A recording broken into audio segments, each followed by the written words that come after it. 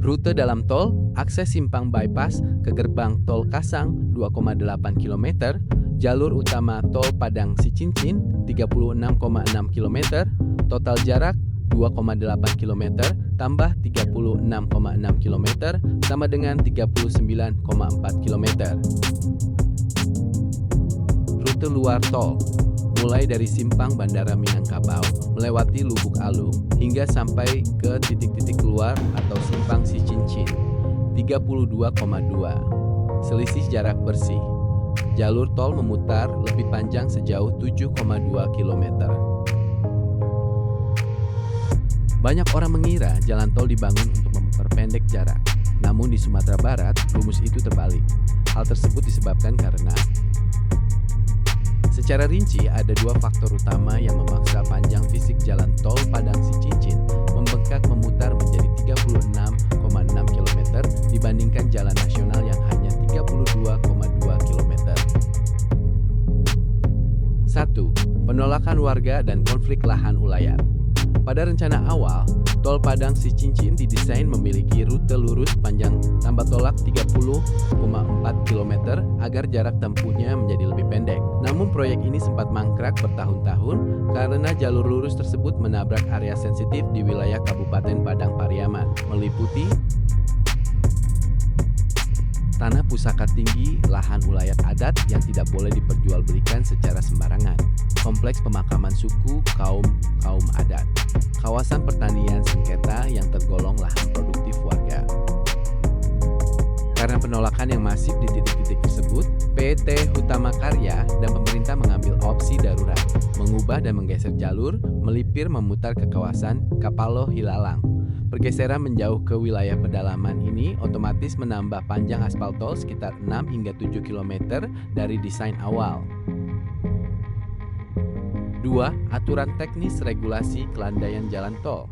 Berbeda dengan jalan nasional lintas Sumatera yang dibangun mengikuti lekuk kontur alam, jalan tol memiliki standar baku dari Kementerian Pekerjaan Umum demi keselamatan berkendara kecepatan tinggi.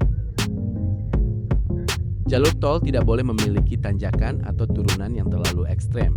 Mengingat topografi Padang Pariaman berbukit-bukit, jalur tol didesain melambung memutari bukit agar jalurnya tetap landai dan aman dilewati truk logistik bermuatan berat tanpa kehilangan tenaga jenuh. Rekayasa sipil ini membutuhkan bentangan aspal yang memutar jauh lebih panjang. Mengapa rumusnya terbalik? Jawabannya ada pada sejarah pembebasan lahannya. Jalur tol ini terpaksa ditekuk dan digeser melipir memutar ke pedalaman Kapalo Hilalang demi menghindari kawasan tanah ulayat, makam kaum, dan lahan produktif warga yang pengerjaannya sempat alot di masa lalu. Jadi, memutarnya jalur ini adalah bentuk kompromi besar antara hukum adat dan modernisasi infrastruktur. Sekarang kita sudah berada di dalam jalur tol. Coba perhatikan pemandangan di kiri dan kanan Anda. Jalur yang kita lewati saat ini adalah hasil kompromi besar.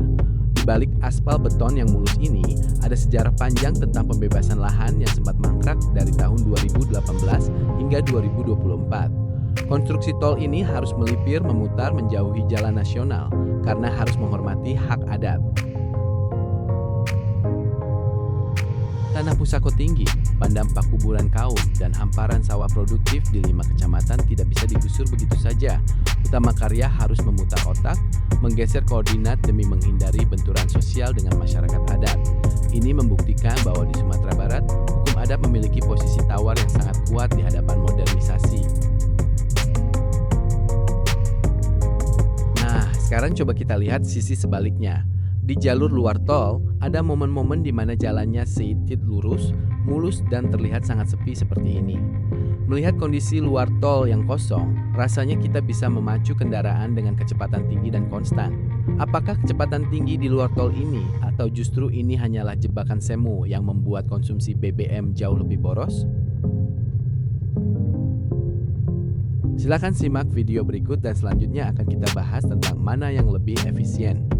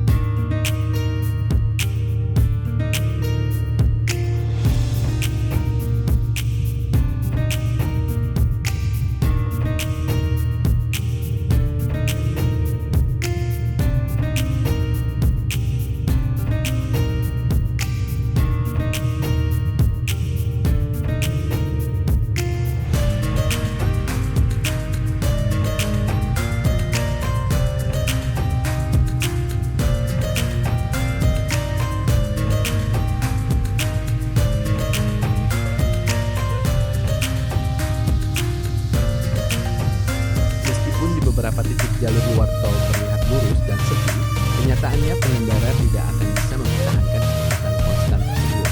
Rata-rata kecepatan real di luar tol secara total tetap tertahan di 52,22 km per jam. Kenapa? Karena trek lurus dan sepi itu akan mendadak terputus setiap beberapa kilometer karena kendaraan yang ramai, tikungan atau truk yang berjalan pelan. Perubahan drastis dari melaju cepat lalu mendadak mengarah inilah yang menjadi musuh utama efisiensi bahan bakar mesin kendaraan Anda.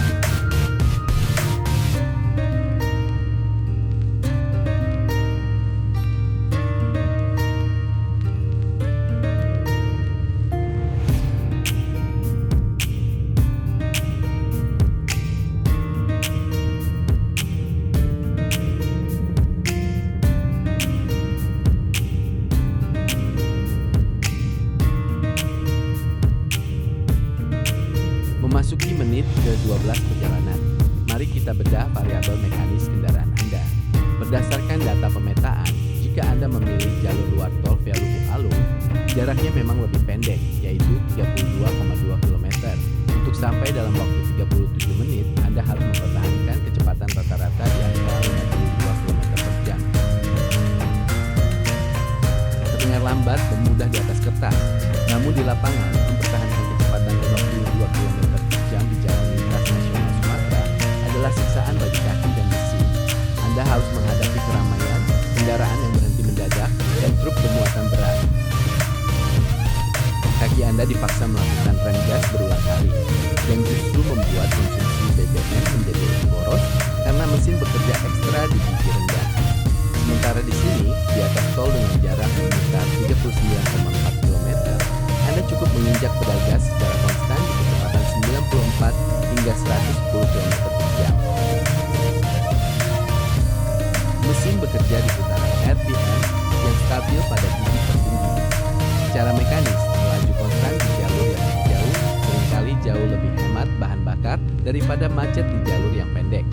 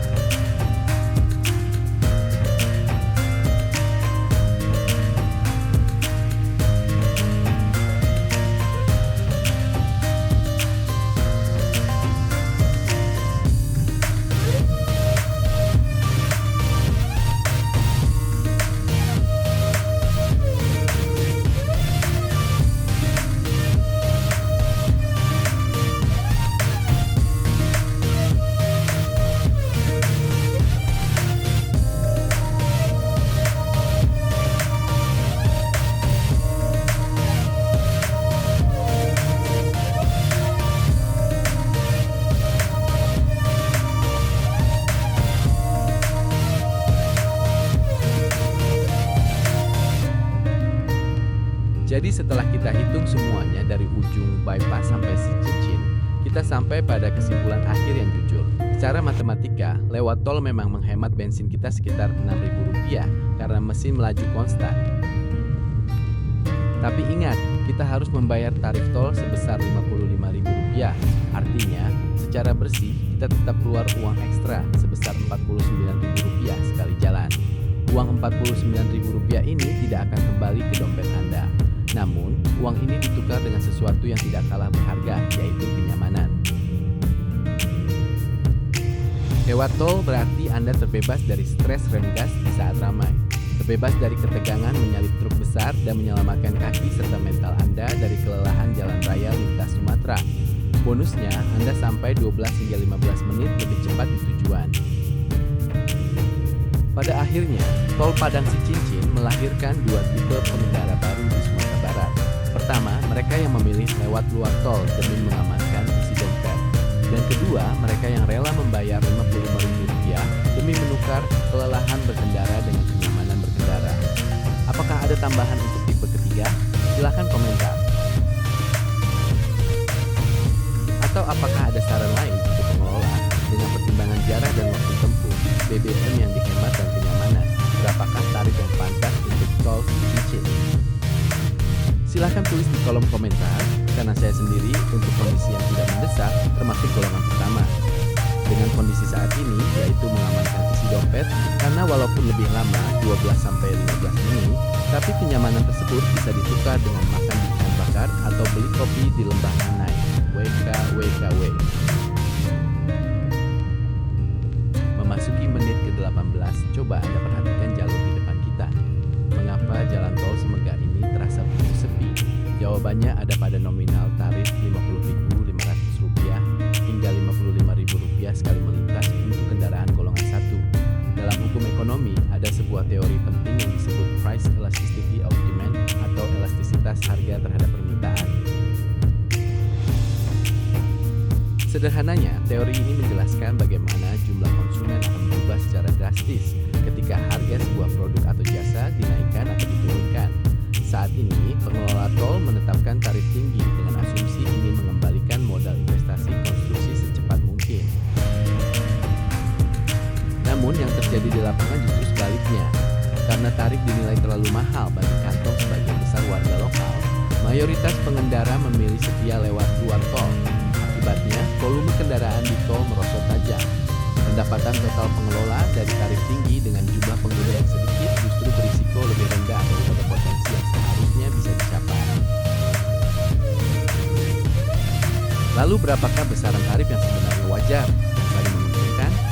Jika merujuk pada daya beli masyarakat regional Sumatera Barat, tarif psikologis yang ideal untuk kendaraan golongan 1 berada di kisaran Rp30.000 hingga Rp35.000. Disinilah kita perlu memberikan sebuah usulan taktis kepada pihak pengelola utama karya. Kenapa tidak mencoba menerapkan kebijakan diskon uji coba komersial selama 3 hingga 6 bulan penuh? Turunkan tarif tol dari Rp55.000 menjadi Rp35.000 secara sementara. Lewat uji coba ini, kita bisa membaca pergeseran kurva secara real. Ketika tarif turun menjadi Rp35.000, psikologis masyarakat akan merasa harga tersebut jauh lebih masuk akal. Kendaraan travel, truk logistik ringan, dan mobil pribadi yang tadinya memadati Jalan Nasional Lubuk Alung akan langsung berbondong-bondong pindah masuk ke dalam jalan tol. Dengan melesatnya jumlah pengguna harian, penurunan harga perkendaraan akan dikompensasi secara instan oleh tingginya volume transaksi.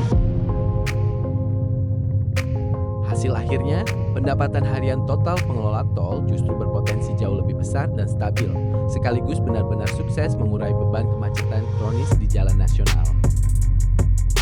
Proyek tol Padang Sicincin ini menghabiskan dana jumbo sebesar Rp9,8 triliun, dan fakta realnya, dana APBN langsung yang dikucurkan melalui Lembaga Manajemen Aset Negara sekitar Rp906 miliar atau cuma 9,25% dari total biaya proyek.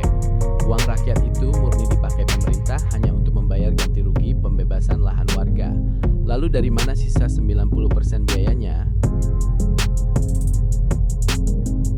Sisa Sisa anggarannya ditalangi oleh PT Utama Karya lewat skema penyertaan modal negara dan utang korporasi. Jadi tarif Rp55.000 yang kita bayar saat melakukan tap e-tol di gerbang sana dipakai pengelola untuk mencicil biaya konstruksi fisik beton raksasa yang kita lewati sepanjang 36 km ini. Lalu bagaimana kita menghubungkan antara usulan uji coba diskon tarif tadi dengan fakta bahwa tol ini dibiayai oleh uang negara, serta tujuan awal kenapa tol ini dibangun? Mari kita sambungkan benang merahnya. Tujuan awal dibangunnya tol Padang Sicincin adalah sebagai fasilitas publik untuk memangkas biaya logistik, mengurai kemacetan parah di Lubuk Alung, dan mempercepat roda ekonomi Sumatera Barat. Karena tujuan mulia inilah bersumber dana proyek senilai 9,8 triliun ini disokong oleh APBN, baik lewat dana pembebasan lahan 9,25% maupun suntikan modal PMN ke Utama Karya. Artinya, ada uang pajak Anda di dalam proyek ini. Namun, ketika tol sudah jadi, tarif Rp55.000 yang ditetapkan justru menjadi tembok pembatas. Tol yang dibangun menggunakan uang negara ini akhirnya sepi pengguna, dan truk logistik tetap memilih macet-macetan di luar tol karena tidak sanggup membayar tarifnya. Jika kondisi ini dibiarkan, maka tujuan awal pemerintah untuk mengurai kemacetan dan mempercepat ekonomi daerah otomatis gagal total. Disinilah pentingnya uji coba diskon. Pengelola tidak boleh hanya berpikir kaku tentang bagaimana mengembalikan modal secepatnya dengan tarif mahal. Dengan menurunkan tarif secara uji coba ke Rp35.000, pengelola sebenarnya sedang mengembalikan tol ini ke tujuan awalnya, memindahkan kemacetan jalan nasional ke dalam tol. Dan secara bisnis, volume kendaraan yang membludak karena tarif murah justru akan mempercepat pengembalian modal negara ke kas Utama Karya dan mempercepat roda ekonomi Sumatera Barat. Namun jika kita melihat realitas sosiologis di lapangan, usulan untuk mengganti nama tol ini terasa seperti kebijakan yang sia-sia dan salah sasaran. Kenapa sia-sia? Karena target pengguna utama tol Padang Sicincin ini bukan hanya wisatawan asing atau pengendara musiman dari luar pulau yang butuh peta digital Google Maps untuk bernavigasi. Target pasar utama alias urat nadi pengguna tol ini harian adalah warga Sumatera Barat itu sendiri, sopir travel rute Padang Bukit Tinggi, sopir truk logistik lokal, pedagang, dan warga perantau Minang sudah sangat hafal luar kepala seluk-beluk geografi daerah mereka. Mereka tahu persis di mana gerbang masuk Kasang dan di mana Kapalo Hilalang berada, tanpa perlu peduli apa nama resmi yang tertulis di gerbang tol. Jadi, menyalahkan nama tol sebagai penyebab sepinya jalur ini adalah bentuk pengalihan isu dari masalah yang sebenarnya. Masalah utama tol ini sepi bukan karena orang Sumbar bingung atau ragu, takut tersesat.